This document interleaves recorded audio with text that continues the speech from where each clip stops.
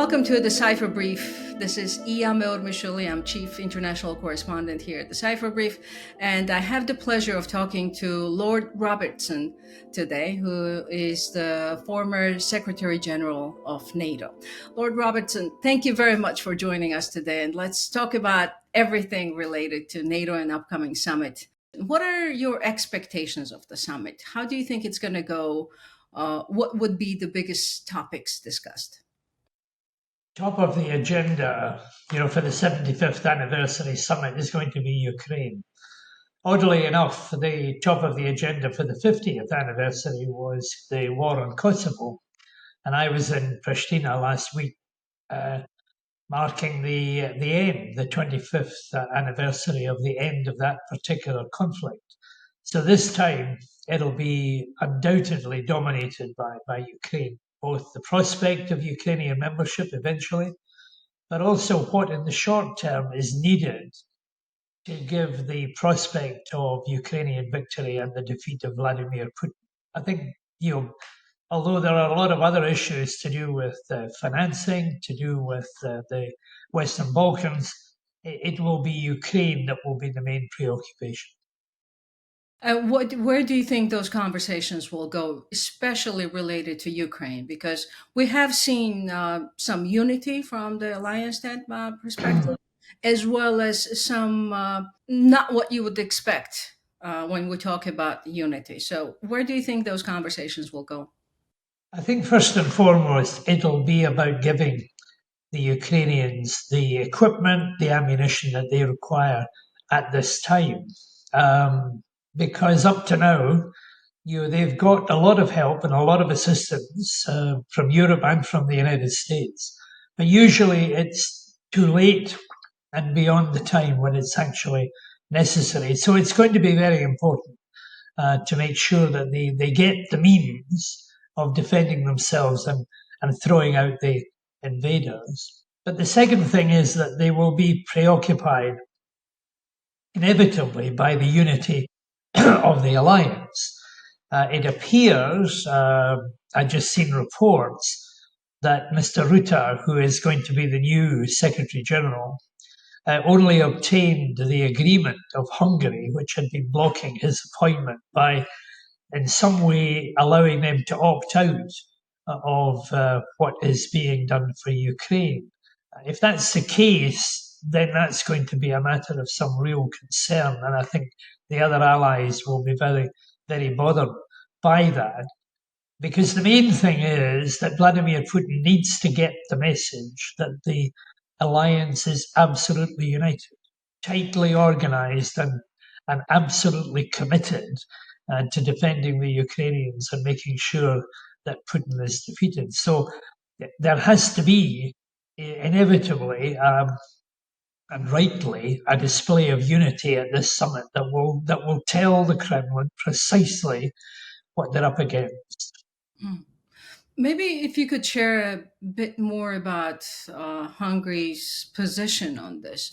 What does that mean for Article 5? I understand that Ukraine is not a member.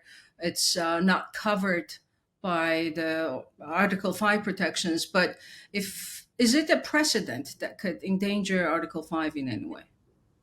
I think there is going to have to be a discussion about consensus, the consensus rule, in other words, the rule in NATO that says that all decisions have to be taken by all of the members and that a consensus position has to be established, because that has got profound implications for Article 5. The assumption has always been that if one ally was attacked, then all the other allies would consider it to be an attack on them as well. An attack on one is an attack on all. But if it is going to be a matter of establishing consensus, then the likes of Hungary or Slovakia or North Macedonia, who all have governments that are skeptical about helping Ukraine, then that creates a completely new dynamic in the situation. And I think that the leaders of the alliance are going to have to look very carefully now at how it is they're going to give that Article 5 guarantee if there are members inside a 32-nation alliance who may actually be able or willing to break the consensus that would be required. Secretary General Rasmussen has proposed a plan for the alliance that does not seem to be very popular, at least not in Washington. So, what do you think about NATO Ukraine relations? How do you see that? Should Ukraine get the invitation or a clear path to membership at the summit? Well, Ukraine has already been given, along with Georgia, a commitment to be eventually a member of NATO. That was decided at the 2008 Bucharest summit. So I think perhaps given the circumstances of Ukraine, they'll be looking for something slightly more than that, and yet short of actual membership, which I don't think is going to be on offer. Nor should it be on offer at this summit meeting. At this summit meeting, it's really to do with the defense of Ukraine and making sure that it can defeat Vladimir Putin and what he is doing at the moment. I think what's more important is that this summit meeting actually adopts a political strategy for how to defeat Putin. They've got a military strategy, which is to help the Ukrainians fight against the Russians, and giving them the equipment, the ammunition that they require. We've got a sanctions policy, a sanctions strategy, which says tighten and tighten the economy of Russia, so that eventually they will realize that they are on a hiding to nothing. But we don't seem to have an overall political strategy, by which I mean the kind of political actions that would perhaps persuade the guys in the Kremlin to do what the guys in the Kremlin did in 1989 in coming out of Afghanistan, recognizing that they weren't winning, recognizing that they were losing money, recognizing that they were losing personnel, and simply then deciding that they were going to come out. And I think that political strategy involves taking on the Russians at every level.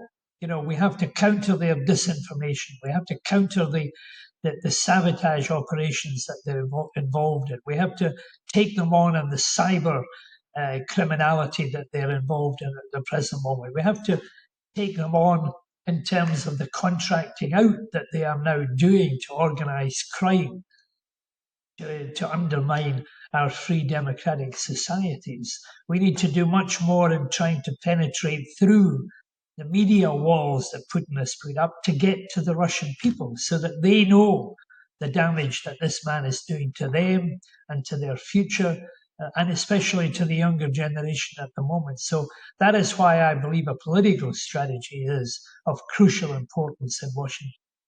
Where do you see America's role in everything that you just talked about, putting together a political approach to how this war should be won against Russia? I think America is absolutely pivotal, because not only is it the major country inside the alliance, and that is going to continue for a very long time, it's also in America's best interest that it is part of this 32-nation alliance. And frankly, I'm not entirely sure that the argument is properly being made in Washington. And I'm probably to blame as well, because we focused on the fact that the European allies don't spend the 2% that is the target, that they don't have the readiness troops that need to be and should be available at the present time. But actually, we have not yet sufficiently told the American people that being the lead nation in NATO is a huge bonus for America. It multiplies the influence that America has in the world. It makes sure that it is leading an alliance of another 31 countries, therefore 31 automatic allies. Russia and China and North Korea and Iran, they don't have any allies, never mind the sheer number that's involved. I think the American people need to know that the European allies are spending something like $480 billion a year on defense, and that multiplies the effort that is made by the United States of America. And the 60,000 American troops who are based in Europe are often seen as being a contribution to European security, but they're also very much a contribution to American security as well. They are, in fact, the front line in the defense of mainland United States of America. So while America remains the main ally, the principal ally, because of its sheer size, I think a lot of the American people need to recognize that actually NATO membership is a bargain for them, a bargain that America and China, North Korea and Iran simply don't have in a world that is now going to be dominated by big power politics. How is from the NATO perspective and from the European perspective, how are the upcoming American elections perceived? Can you sort of shed some light on that? How is the alliance looking at the U.S. elections, and how are the Europeans assessing it? I think the Europeans are looking with genuine worry at the developments that are leading up to the American election. President Biden has always been a robust supporter of NATO and of the alliance as a whole. The Congress has passed a resolution that says that only the Congress can decide whether America is in or out of the alliance, and that is all deeply reassuring. But if Donald Trump becomes, as is anticipated, the Republican candidate, and if it looks as though he's going to win, then I think that will produce worries in the rest of the alliance that will have to do with his commitment to Article 5 and to the whole concept of collective defence. And I think that the Europeans, who have done more and more and more in their own interests as well as in the alliance's interests, are pretty apprehensive about what the American people are going to choose. Now, if the American people choose Donald Trump again, then we will have to live with that. But I think at that point, the Europeans will have to recognize that they will have to carry a bigger burden than in the past they have been able to do because America was willing to pick up the tab.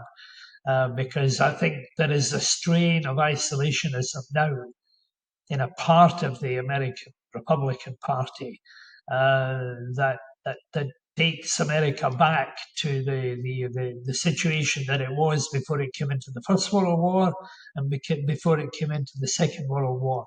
Isolationism doesn't work for the United States of America or its people, because as they found out in the First World War and the Second World War, wars don't remain isolated, and they involve and can affect great powers like America as well. And I think that lesson has not yet sufficiently penetrated elements within the Republican Party, but it needs to, and it needs to do it pretty quickly.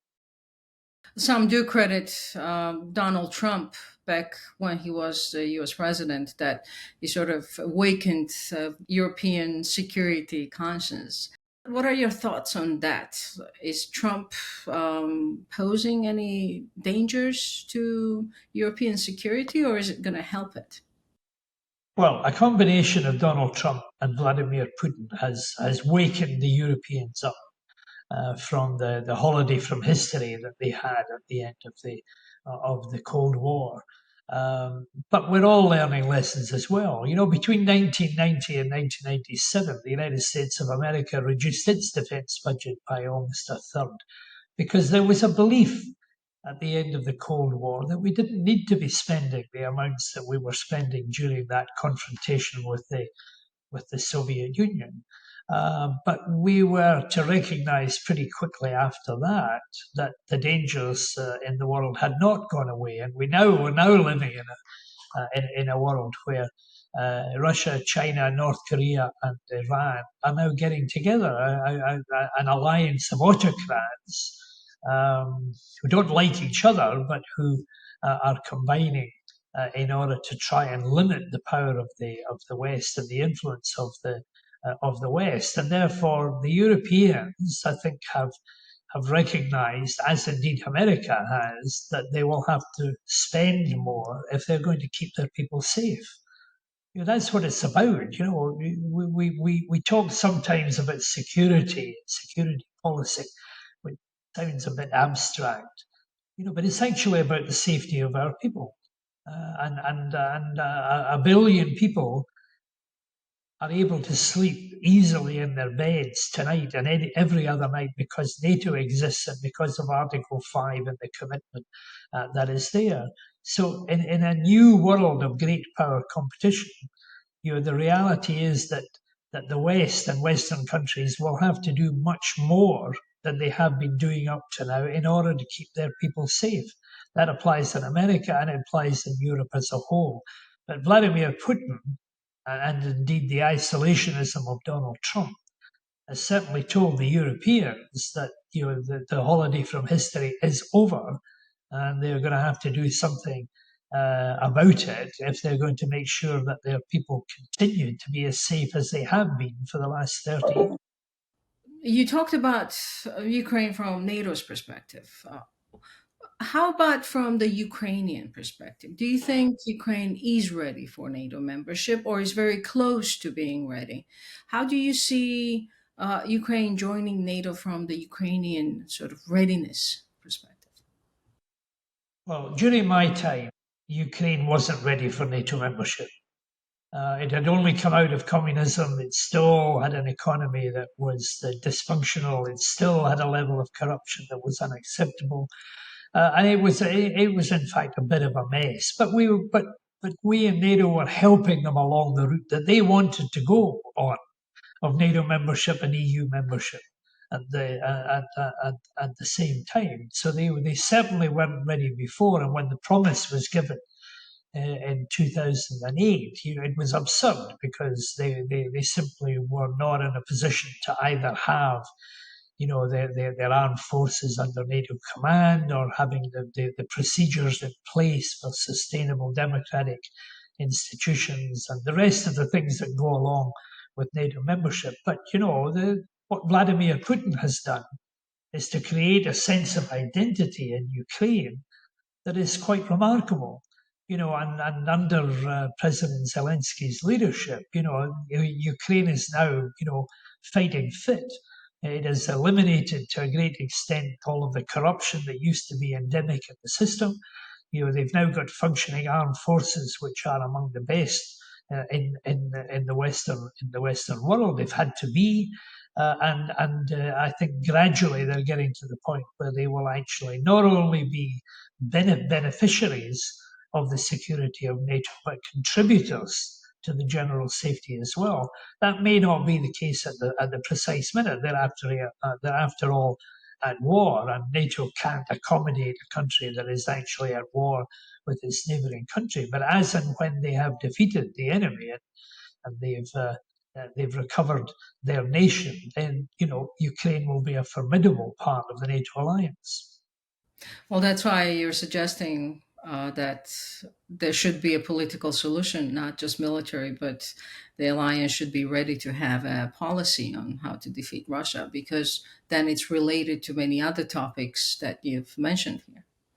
Absolutely. If not only did the Soviet Union come out of Afghanistan in 1989 without an off ramp, without any face saving at all, they simply came out because they realised they weren't winning and it was costing so much. But actually, later that same year, on the 4th of June, 1989, that's a remarkable date because on that day, Solidarity became the government of Poland. So that what was a protest movement became the government of the former communist republic of Poland. And on that day, there were 62,000 Soviet troops in Poland, and they were told by the Politburo under Gorbachev as general secretary to stay in their barracks. There was they did not do what they used to do in the communist countries. And later that year, the same year of 1989 in November, the Berlin Wall came down. And on the day the Berlin Wall came down, there were 370,000 Soviet troops in East Germany. That's a huge army that was in East Germany that day, and it included Lieutenant Colonel Vladimir Vladimirovich Putin, and they were told to stay in barracks. The famous when Putin asked for instructions. The legend is now he was given the message, Moscow is silent. So the 370,000 troops were told to stay in barracks and not to fight against the way in which the Berlin Wall had come down with all its consequences. So it is possible for Russia to change its mind, to change direction, but only if the West is strong enough and tough enough and resolute enough in order to help the Ukrainians to stand up to this particular autocrat. And at the end of the day, I believe it's more than possible that what happened in 1989 in these three cases can also happen here as well. And that's why the summit in Washington has got to show a degree of unity and common purpose that will give a very clear signal to the men in the Kremlin that they are running out of road. But Putin is a very different leader of Russia compared to Gorbachev, and maybe that's exactly the fate he's trying to avoid that Gorbachev got at the end of the Soviet Union. He does not want to repeat that mistake, as he famously Well, called. maybe. Putin is not a Gorbachev. Gorbachev had a long-term view about the Soviet Union and about his country and a real care for the future of his country, and that motivated what he did. And Putin seems to be bent on self-destruction. But there were people around Gorbachev, hardliners, who had to be persuaded, and they were persuaded. And there are people around Putin who, even if he is not conscious of the damage that's being done, they will be conscious of the fact that Russia's economy is being badly affected, that Russia's youth is being decimated at the moment by this war that is gobbling up 500,000 young people either dead or seriously injured, and that in the long term, Russia is seen as a pariah state in the world as a whole, and that is not good for them. And I think we also need to remember that unlike the Soviet Politburo, which was insulated from the outside world, most of the people around Putin and the people in the elite in Russia have grown used to spending money, having money, having houses in the Hamptons and houses in London and children at English public schools and yachts in the south of France. They're people who know what they're giving up and what they would be giving up as a country if this war continues. And that's the message we need to get across, because that's the only way at the end of the day Putin is going to be told by the people round about him that he's finished, and that the damage he is doing is disproportionate to the ambitions that he has in terms of Ukraine and indeed the wider region. Do you think Alliance is ready for any possibility of the conflict in Ukraine spilling over into something larger than that?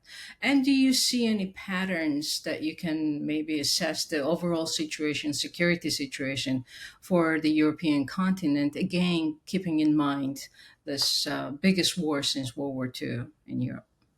Yeah, that's the big question. But I am absolutely convinced that if Putin prevails in Ukraine, then the rest of the world is changed out of all recognition, because the autocrats in the world will be writing the new rules of order in the world. And he won't stop at Ukraine. And he will embolden, China, Russia, North Korea in their challenge to Western interests and Western values as well. And if he succeeds as well, I don't think he's going to cross over the Article 5 line. I don't think, I think that it's embedded now in the Russian psyche that they don't go across that line because that involves threatening Armageddon on them as well. But there are other ways in which he will be emboldened to undermine our democratic systems. Whether it's through interfering in elections, through cyber attacks, attacks on critical national infrastructure, through disinformation, through the encouragement of corruption and organized crime. All of these ways are going to embolden him to take us on. Maybe not by sending tanks across the Polish border or the borders of Estonia and Latvia, but by undermining our societies from the inside. And that's why it's so important that he has stopped now from what he is doing. Up to now, he's failed. He's been a complete failure. He wanted to stop the onward march of countries joining NATO, and 2 new countries have joined NATO. He wanted to make sure that the Europeans all broke up and fought each other, and actually they're more united than they've ever been before. He wanted to break the Europeans from the United States, and that relationship is now as strong as it has ever been. He wanted to take over Ukraine in 3 days, and here we are 2.5 years later, and he's not even recovered all the territory that they took in that first 3 days of the war. So he's been a miserable failure, destroying hundreds of thousands of young Russians in the process, killing the prospects for the Russian economy into the future. And that's the message that we need to get through to the Russian people, so that that failure is represented by him deciding he's going to have to stop. And the Washington Summit is the best place for the 32 countries in the alliance to give a very, very clear signal to the guys in the Kremlin, that it's all over and they need to move back.